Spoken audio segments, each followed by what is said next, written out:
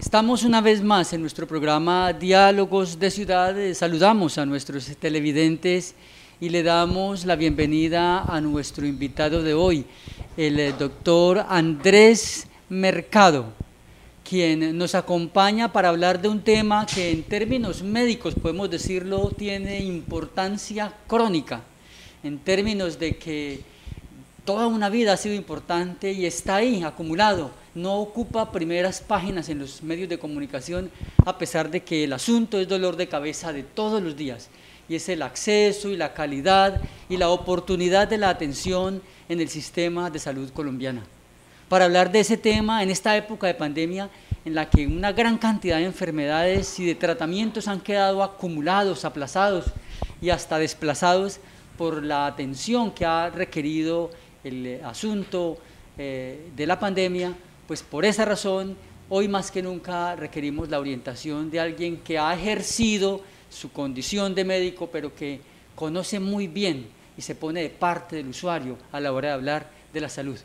Así que para nosotros es un gusto tener en nuestro programa Diálogos de Ciudad al muy conocido médico y líder social, amigo de la gente en Buenaventura, a pesar de que su formación y su origen como médico data de o procede de la costa caribe colombiana y ha hecho toda una vida de trabajo profesional acá en la ciudad de Buenaventura. Es un gusto para nosotros tenerlo en nuestro programa. Andrés. Muchas gracias, Gersaín. Tengo 23 años, voy para 24 años de estar en Buenaventura. Vine en momentos en que había una crisis en el hospital departamental y en todo el sistema de salud. Bueno, habían renunciado los médicos y aquí estoy, me siento bien, haciendo lo que me gusta, ser útil. Creo que el ser humano debe ser útil, es digamos lo más importante de la vida, poder servir. Y esa es mi función aquí en Buenaventura. Muchas gracias por la invitación. Y usted lo dice y aprovechamos justamente, doctor Andrés, pues su presentación y el anuncio que hace de la vocación de servicio que tienen los profesionales de la medicina, porque justamente ese es uno de los temas que queremos tratar hoy en nuestro programa, y es que paradójicamente, siendo la medicina un instrumento para la ayuda a la humanidad, en el sistema de salud hoy hasta el propio médico tiene limitaciones para ejercer plenamente esa vocación, ese juramento que hizo cuando se graduó, invocando a un médico modelo de la antigüedad. Hablemos un poco de eso, maestro. Bueno, quien se decide a estudiar medicina debe estar dispuesto al sacrificio. El médico en general debe tener una vocación muy humana, antropocéntrica, todo gira alrededor del ser humano, en su sufrimiento, en sus momentos más difíciles, pero también en la prevención de la enfermedad. Todo médico debe estar dispuesto a prestar su servicio en cualquier momento que se le requiera, toda vez que su misma vocación le es inherente esa prestación del servicio. Por supuesto que el sistema nuestro es un sistema que amputa, cercena las posibilidades de la autonomía profesional, del ejercicio que permita poder dar una atención para mejorar la vida, la calidad de vida de las personas. Y eso lo hacen de manera violatoria de la ley y de todos los principios hipocráticos y de todos los padres de la medicina, Galeno, Esculapio, etc. Cuando a un médico le dicen que tiene 15 minutos o 20 minutos para atender a un paciente, ya allí hay una limitante. La atención médica, esa relación médico-paciente, es algo totalmente sagrado, en el cual el paciente le comunica al médico su dolor, su sufrimiento. A su vez, el médico debe saber explorar no solamente los signos y síntomas, sino cuáles pueden ser las causas. Es toda una relación, que determina lo que se llama el acto médico. Es decir, bueno, vamos a hacer esto, vamos a hacer lo otro. Y es allí, en esa limitante del tiempo, donde ya empezamos a tener problemas. ¿Ya? Y tan cierto es, médico, y para nuestros televidentes de Diálogos de Ciudad, eso que usted anuncia como una primera parte del problema, de que el médico no tiene autonomía para ejercer plenamente su profesión, que digo yo, es tan cierto que incluso cualquier médico convencional de una EPS hoy en ejercicio, cualquiera de ellos no puede tener las libertades para hablar como lo está haciendo hoy. Cualquier médico no aceptaría una invitación para hablar de este tema como lo está haciendo usted. Totalmente de acuerdo. En mi experiencia aquí en Buenaventura, me echaron de varias instituciones, precisamente porque yo estudié la medicina para buscar la salud y el bienestar del ser humano. Luego, entonces yo no puedo aceptar que a mí un administrador en salud me venga a decir, médico, colabórenos, no nos mande esto, no nos mande estos exámenes, no mande a tal especialista, no mande tal medicamento, por ejemplo. Cuando yo me formé fue para ayudar al ser humano. Entonces allí donde ha habido los choques y me han sacado, yo no acepto eso, sin pelear, sin nada, simplemente yo sigo mandando lo que corresponde. Porque yo sé que eso me da una tranquilidad de conciencia por un lado, y siempre que atiendo a un paciente es como si estuviera atendiendo a mi mamá, a mis hijos, lo hago con todo ese amor del mundo. Entonces, ¿cómo es posible que un administrador en salud le diga a un médico de manera irrespetuosa, pues usted no puede seguir porque nos está mandando muchos exámenes, nos está mandando estas medicinas? Eso es una falta de respeto que se está dando. Entonces violan la autonomía profesional, no obstante que la ley lo prohíbe, pero lo hacen de una manera, el esguince a la ley es que se lo dicen al médico directamente, pero no lo hacen por escrito. Entonces el médico tiene que revelarse. Nosotros no solamente con nuestro fonendoscopio auscultamos al paciente, sino que auscultamos la realidad social, y sabemos que la realidad social también tiene signos y síntomas. Esa enfermedad social tiene sus signos y síntomas, porque la salud apenas es un componente, es apenas un componente de la vida. La salud, los 5 componentes básicos está la salud, la educación, la economía, la cultura, la misma libertad y el medio ambiente. Sin esos componentes no podemos hablar de salud. La pregunta que debemos hacernos, ¿qué salud puede tener una persona, por ejemplo, desempleada? Una persona que vive en medio de situaciones de conflicto social, en pobreza. ¿Qué salud puede tener una persona que se gana, por ejemplo, hasta el salario mínimo? ¿Qué salud puede tener una persona que sufre porque no puede educar a sus hijos? ¿Qué salud puede tener un trabajador que no tiene la posibilidad de pasar unas vacaciones, por ejemplo, de disfrutar de unas vacaciones? Es que la salud implica también la posibilidad de la libertad. No podemos hablar de salud solamente en términos de que está sano, entre comillas, porque esa es una percepción objetiva falsa, objetiva entre comillas. Pero ¿cómo se siente una persona, por ejemplo, un colombiano, que en su vida nunca ha podido ir a Cartagena, por ejemplo, a Santa Marta, a La Guajira, a todas las bellezas que tiene Colombia, porque sus condiciones económicas no le permiten? Es que el ser humano, la vida del ser humano como tal, implica el goce efectivo de todos los bienes de la naturaleza, y no un sufrimiento, esperar la vejez para esperar una pensión pequeña y sufrir, porque la vida es un ciclo. Nacemos y nos tenemos que morir, pero entonces hay un punto importante que me gustaría que lo profundizáramos y que tiene que ver con el enfoque mismo que le da el sistema a la atención. Todos los seres humanos, desde el momento mismo del nacimiento, incluso antes de nacer, podemos tener algún problema de salud. De hecho, hay madres embarazadas que están desnutridas o malnutridas. Ya ese bebé está en sufrimiento. Pero en Colombia la atención a ese nivel es muy definitivamente precaria, porque depende casi siempre de la iniciativa de la madre gestante, pero aquellas que están en esas condiciones de justamente de marginación económica y cultural, pues no tienen forma de acceder a esos derechos que podrían, que se les ofrecen, pero que ellas mismas no conocen, para empezar, ¿no? Es que el punto de la existencia del ser humano es que tienen que haber unos mínimos. Los mínimos, la alimentación, la posibilidad de tener acceso a los servicios de salud con calidad, con oportunidad, la posibilidad de ser llamado periódicamente a que se haga exámenes de laboratorio. Es decir, hay unos mínimos, la alimentación, si la persona no come bien, ¿qué posibilidad va a tener va a tener un problema de hipoxia cerebral como lo tienen miles de niños aquí en Buenaventura?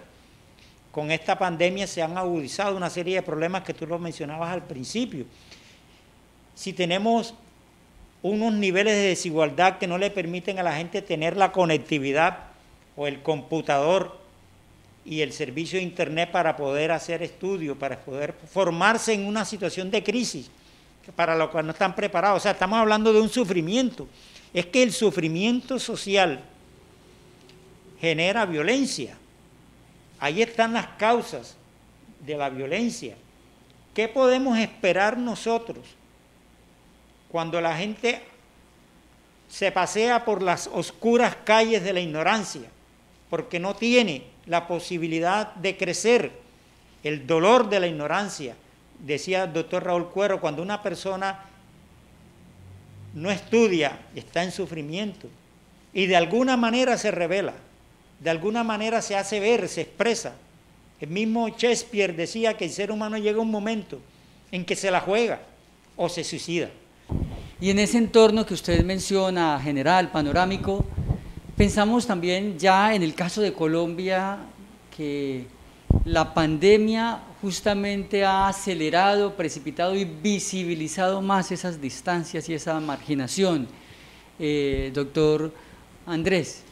Pero ¿qué ocurre en el caso de las personas que aún ya conociendo sus derechos y saben que el médico les tiene que dar la cita con cierto tiempo, que no se puede demorar 1 mes, 2 meses, y quiere reclamar y se choca con esa burocracia, con esas trampas que hay en las EPS para prolongarle la atención? Por ejemplo, nos hemos encontrado con casos de personas que dicen, es que no tenemos especialista, como si fuera culpa del usuario, en este caso, del paciente, ¿cierto? Es que no tenemos especialista, como si esa fuera una respuesta. ¿Cómo proceder y cómo anunciarle a nuestros televidentes de este programa, Diálogos de Ciudad, que debe haber una forma mínima y unos conocimientos básicos que todo ciudadano debe tener, pues para exigir de manera más eficiente esos derechos y presionar hasta donde sea posible a esas instituciones que están definitivamente burocratizadas, maestro? Los deberes y los derechos son como 2 palmeras. Deben ir uno al lado del otro. Parece ser, porque lo viví cuando fui coordinador de la garantía de prestación de servicio en Buenaventura, que me propuse precisamente hacer pedagogía sobre los deberes y derechos, porque la salud es un asunto también de corresponsabilidad, de responsabilidad compartida. Pero a la gente, a los usuarios del régimen subsidiado, les decía, no reclamen que eso es regalado. Por ejemplo, una absoluta falta de respeto. Me tocó abordar atender ese asunto porque me parece que es una humillación. Eso ocurre en el régimen subsidiado, no sé en qué medida, y muchos usuarios que conocen sus derechos dicen, incluso tengo una hermana que dice, es que yo no reclamo porque después no me van a atender bien. Dice, no, pero es que el médico no tiene que ver con eso, el que tiene que ver es el administrador. Ya, pero necesitamos hacer más educación sobre los deberes y los derechos a fin de que cuando el usuario no se le dé la cita de manera oportuna, no se le ha hecho la cirugía, no lo ha visto el médico especialista, en fin, pueda reclamar a través de los conductos regulares. Esa pedagogía del reclamo, de las encuestas de satisfacción, es lo que ha permitido en otras ciudades, no sé, aquí en Buenaventura no lo veo mucho, que hayan cerrado IPS y EPS.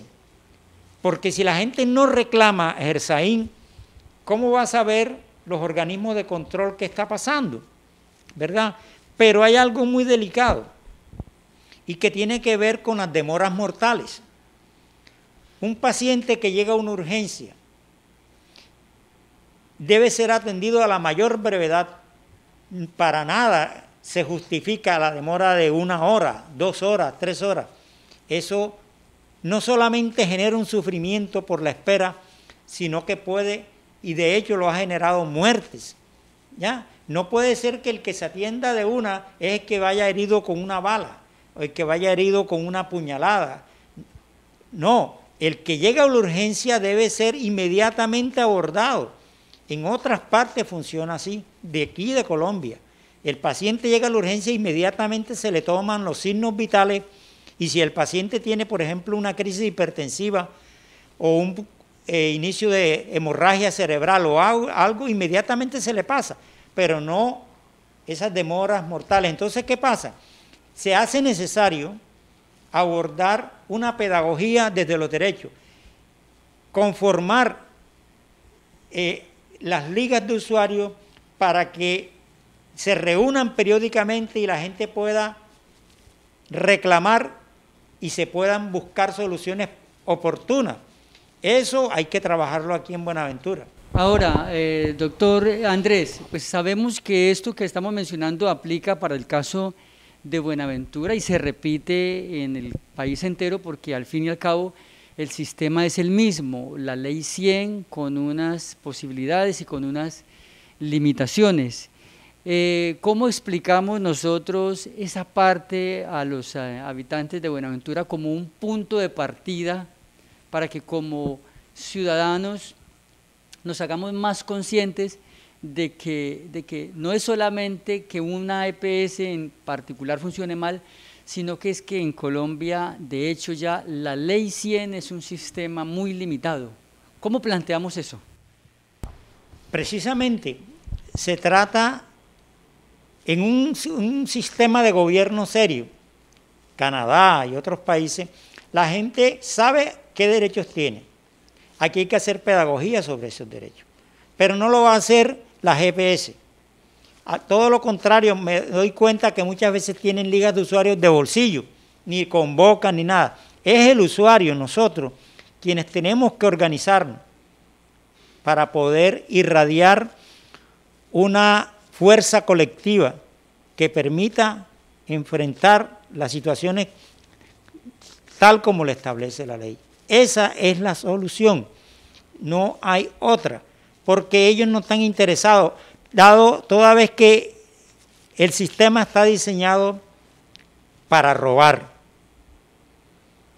Más de 1.400.000 personas han muerto, ya esa cifra está rebasada, por atrasos en la atención, por demoras en las cirugías, en los tratamientos para el cáncer, porque eso genera muerte, por atraso en las atenciones de urgencia. Y eso es, a mi modo de ver, es un asesinato sin balas, porque una persona tiene un derecho. Las EPS están en la obligación de garantizar de manera oportuna ese acceso.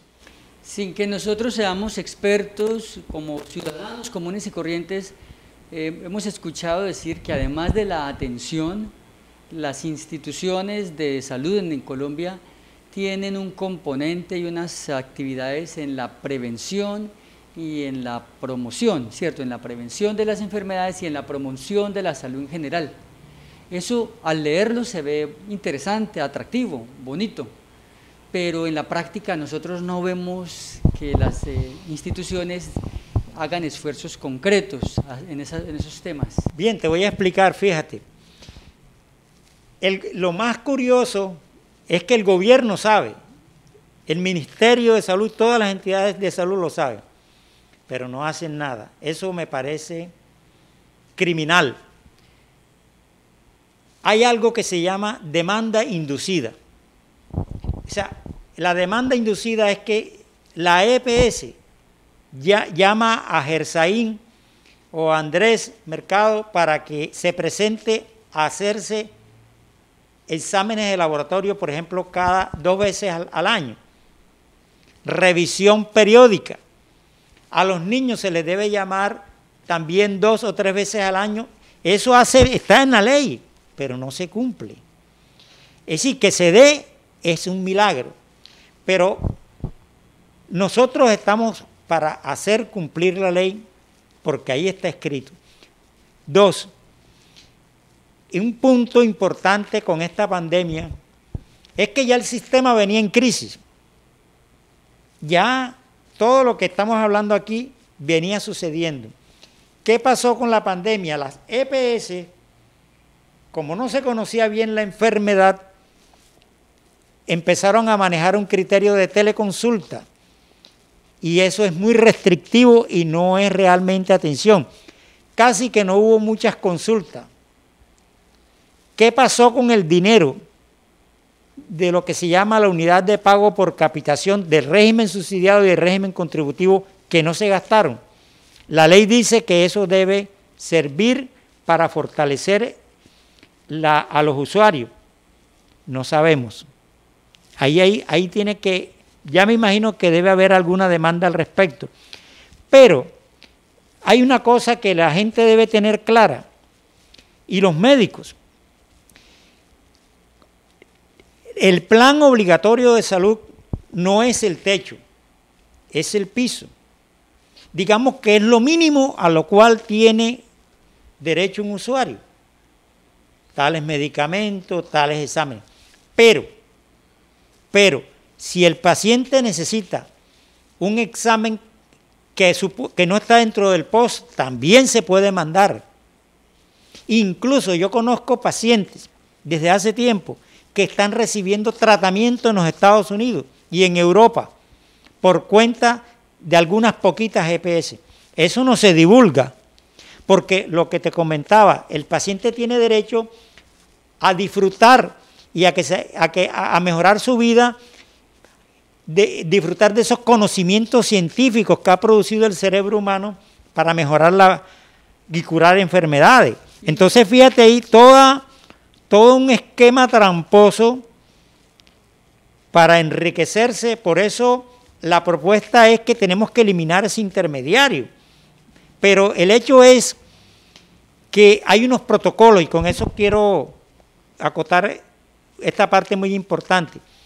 Por ejemplo, a partir de los 40 años, cada paciente se le debe hacer un electrocardiograma y una radiografía de tórax, y más en Buenaventura, donde la hipertensión arterial, que le llamamos el enemigo silencioso, es genético, en un alto porcentaje, como la anemia de células falciformes. Hay enfermedades que son de la raza caucásica, de la raza indígena, de la raza negra. Eso está allí y nosotros lo sabemos.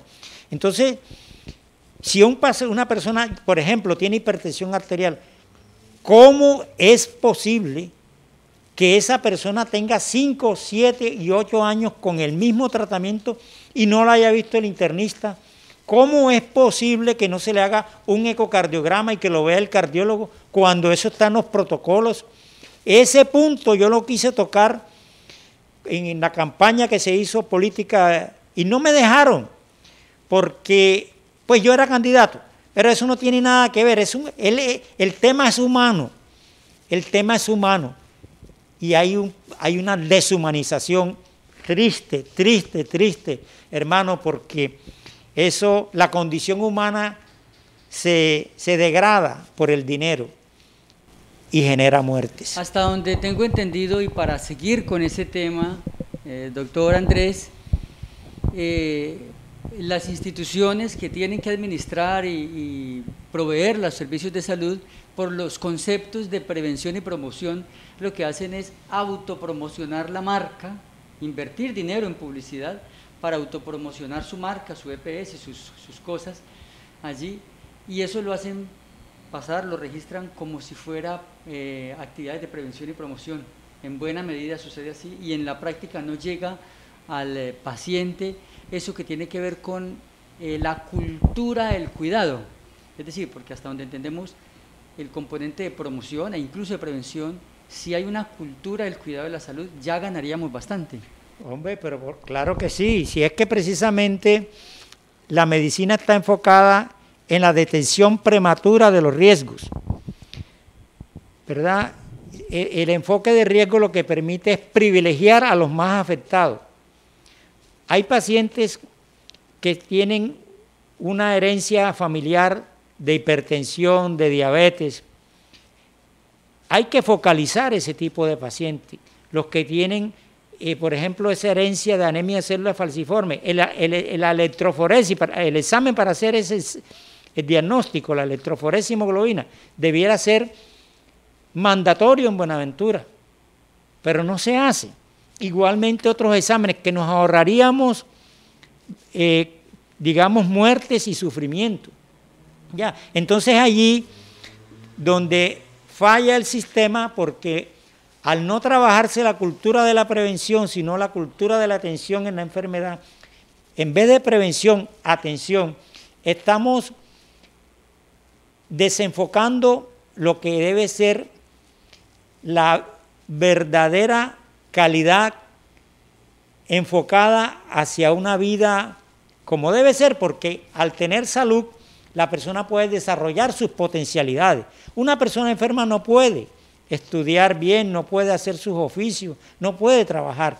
Entonces, necesitamos determinar preventivamente, visitando el médico familiar a las casas, cómo están, reunirse con la familia. O sea, ese enfoque se hace en algunos países.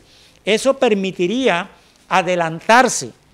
Si hay alguien con problemas de anemia, de desnutrición, clínicamente evaluado, nos adelantamos, pero no tenemos que esperar a que la persona se desmaye o haga una hemorragia cerebral u otro elemento. Es simplemente un enfoque de atención primaria en salud.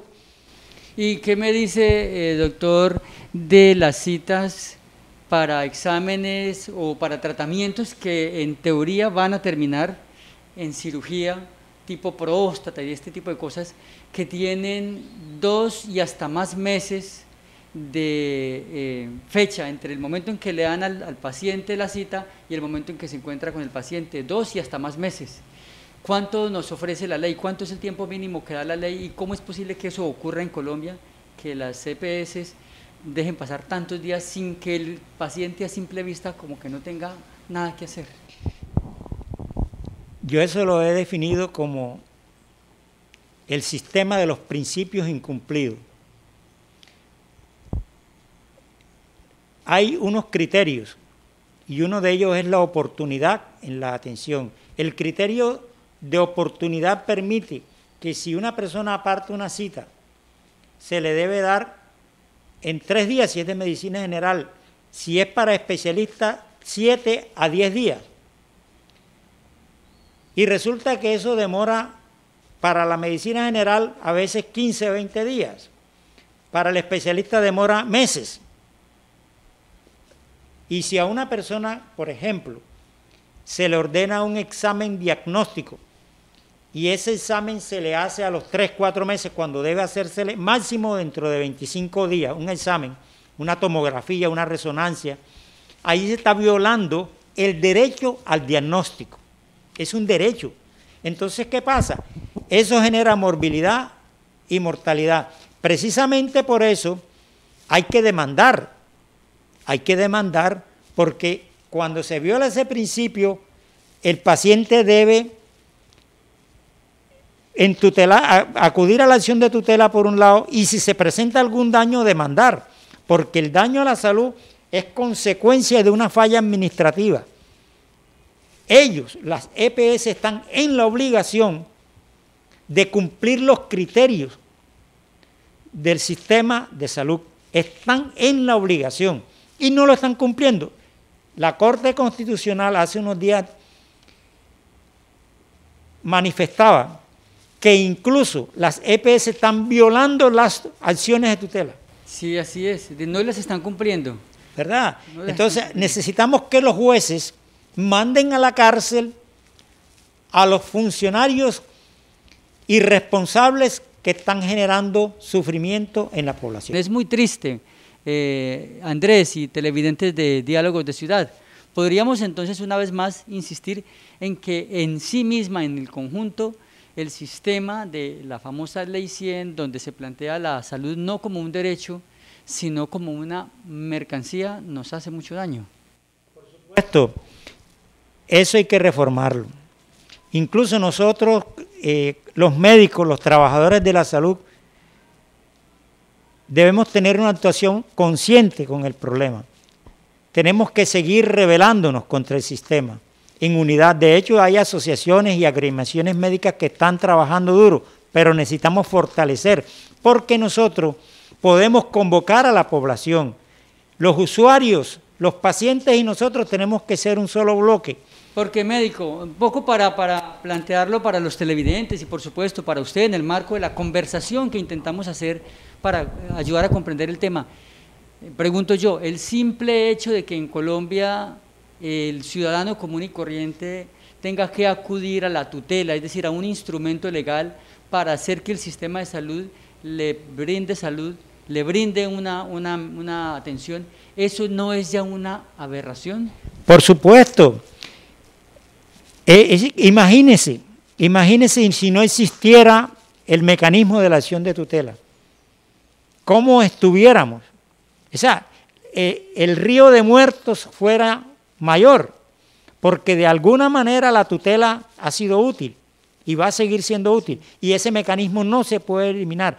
Hay que lograr que los jueces y los mismos usuarios hagan valer sus derechos, porque si el juez si la EPS sigue incumpliendo, hay que acudir a los medios de comunicación y denunciar. Hay que hacer fuerza común con los usuarios, como hermanos.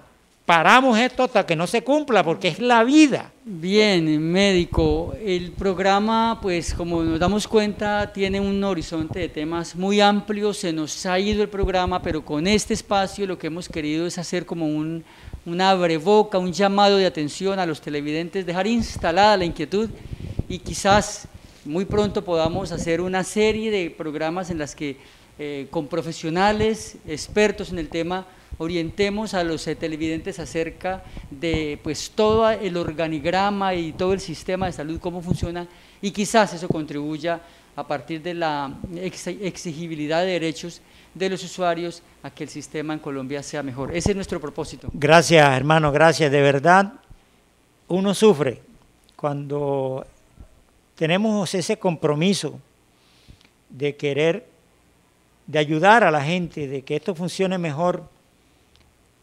No puede uno sentirse bien con el sufrimiento de los demás nunca. Es decir, adaptarse a un sistema de sufrimiento para ningún médico debe ser normal. Nosotros tenemos el compromiso como médicos de convocar a la sociedad para que se organice y exija sus derechos, de llamar a los jueces a que hagan cumplir la justicia, pero además tenemos el compromiso como médicos de cumplir con los criterios de la autonomía profesional, de esos principios sagrados hipocráticos para propiciar una mejoría en las condiciones de vida de la persona, porque la salud tiene que ver además con determinantes sociales. Y bueno, aquí en Buenaventura tenemos muchos problemas de salud, déficits nutricionales que están generando bajo rendimiento, el problema de la mortalidad materna, En fin, hay tantas cosas, Todo hermano, un conjunto de temas que en ameritan algún justamente momento lo eso. vamos a tocar porque creo que es necesario incluso abrir un debate con otros sobre este tema.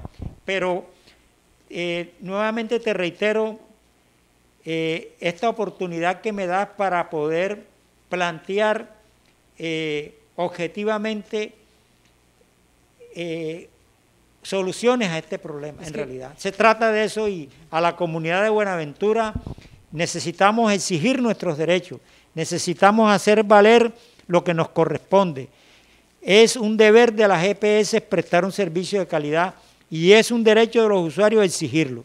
El simple hecho de que logremos que los asuntos de la salud y los derechos de la salud se vuelvan un tema de medios de comunicación ya sería un paso importante y necesario para avanzar en ese propósito de que los colombianos tengamos una salud como la merecemos y gracias al desarrollo enorme de la ciencia que hoy nos permite en teoría acceder a buenas condiciones de salud. A usted, médico y amigo de Buenaventura, persona muy querida entre los luchadores sociales de todos los días. Gracias. Muchísimas gracias por aceptar la invitación y pues hablar con la valentía y la franqueza con que lo hace nuestro espacio. Gracias hermano Gersaín, muchas gracias. Igual a nuestros televidentes de Diálogos de Ciudades les agradecemos por habernos acompañado y les invitamos a continuar con la programación de Yuvarta Televisión.